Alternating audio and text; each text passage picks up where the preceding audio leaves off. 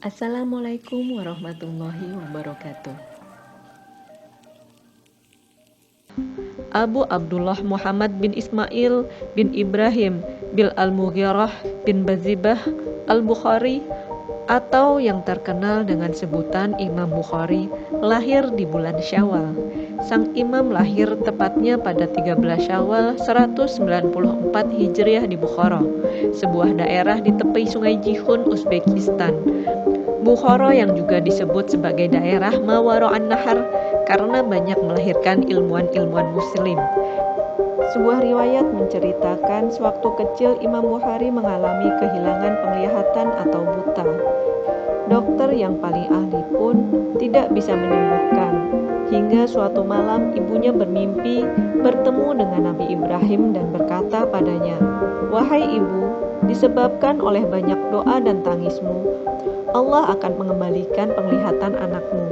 Selain itu, ketika sholat malam, sang ibu tak lupa untuk memanjatkan doa kesembuhan untuk anaknya. Maka sewaktu paginya, penglihatan Muhammad atau Al-Bukhari kembali seperti semula. Dalam versi lain diceritakan, setelah Imam Bukhari membaca dan menghafal Al-Quran pada malam harinya surat Qaf hingga sampai ayat yang ke-22, seusai membaca ayat ini penglihatannya pulih dan kembali seperti semula.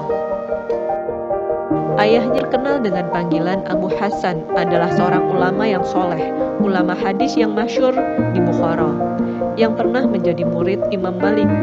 Ayah Imam Bukhari meninggal ketika ia belum beranjak dewasa, tetapi ia dan adiknya termasuk beruntung, karena ayahnya meninggalkan harta warisan yang cukup untuk kehidupan selanjutnya.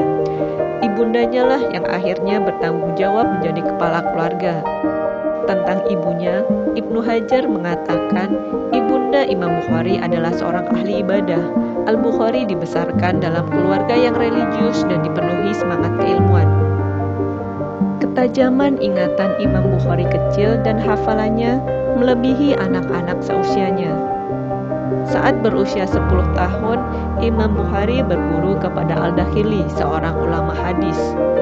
Imam Bukhari tidak pernah absen belajar hadis dari gurunya itu.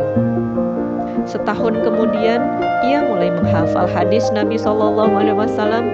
Saat itulah ia sudah ditunjuk untuk mengoreksi beberapa kesalahan penghafalan matan maupun rawi dalam sebuah hadis yang diucapkan gurunya.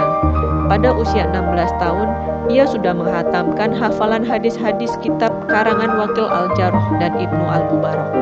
Imam Bukhari tak berhenti hanya belajar pada satu guru saja. Siapapun jika dipandang memiliki kapasitas dalam sebuah hadis akan dijadikan guru, meski orang tersebut adalah temannya sendiri. Imam Bukhari disebut memiliki lebih dari 1.000 guru. Ia sendiri pernah berujar bahwa kitab fenomenalnya Jami' as-Sahih dikumpulkan dari menemui lebih dari 1.080 guru pakar hadis.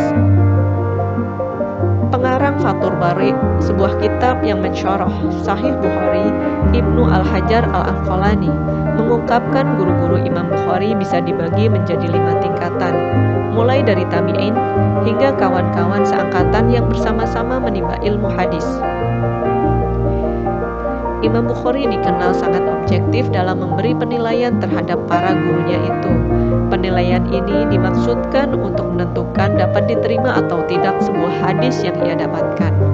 Imam Bukhari terkenal gigih dalam memburu sebuah hadis. Jika ia mendengar sebuah hadis, maka ia ingin mendapat keterangan tentang hadis secara lengkap. Ia harus bertemu sendiri dengan orang-orang yang meriwayatkan hadis tersebut. Dalam mengumpulkan hadis-hadis itu, Imam Bukhari melalang buana mulai daerah Syam, Mesir, Aljazair, Basrah, bahkan menetap di Mekah dan Madinah selama 6 tahun. Kufah dan Baghdad. Tak jarang beliau bolak-balik ke tempat tersebut karena mendapati keterangan baru atau hadis baru. Selama hidup, selain Jami' as-Sahih, Imam Bukhari juga menulis kitab-kitab lain seperti Thariq as-Shaghir, Asami as-Sahabah, Al-Kuna, dan Al-Ailal, yang kesemuanya membahas tentang hadis.